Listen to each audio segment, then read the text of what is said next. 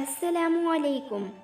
Governor نجم الدین ایوب کافی عمر ہونے تک شادی سے انکار کرتا رہا۔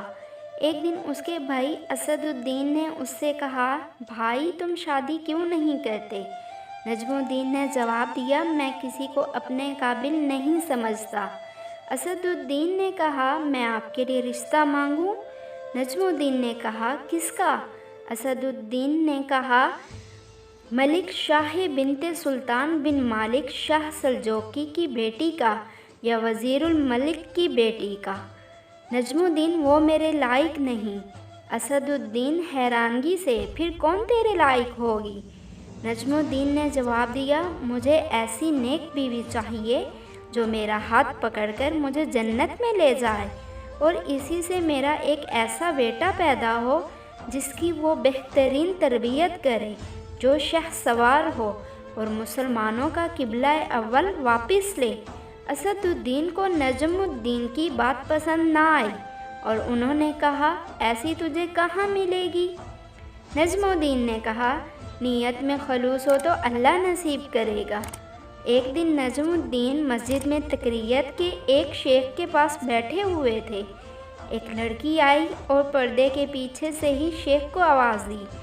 شیخ نے لڑکی سے بات کرنے کے لیے نجم الدین سے معذرت کی۔ نجم الدین سنتا رہا، شیخ لڑکی سے کیا کہہ رہا ہے۔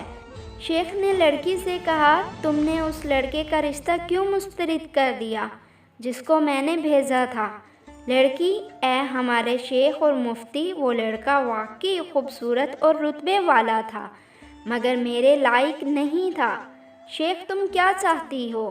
لڑکی، شیخ، مجھے ایک ایسا لڑکا چاہیے جو میرا ہاتھ پکڑ کر مجھے جنت میں لے جائے، اور اس سے مجھے اللہ پاک ایک ایسا بیٹا دے جو شہ سوار ہو اور مسلمانوں کا قبلہ اول واپس لے۔ نجم الدین حیران رہ گیا، کیونکہ جو وہ سوچتا تھا وہی یہ لڑکی بھی سوچتی تھی۔ نجم الدین نے جس نے حکمرانوں اور وزیروں کی بیٹیوں کے رشتے ٹھکرائے تھے، شیخ سے کہا، اس لڑکی سے میری شادی کروا دیں۔ شیخ، یہ محلے کی سب سے فقیر گھرانے کی لڑکی ہے۔ نجم الدین، میں یہی چاہتا ہوں۔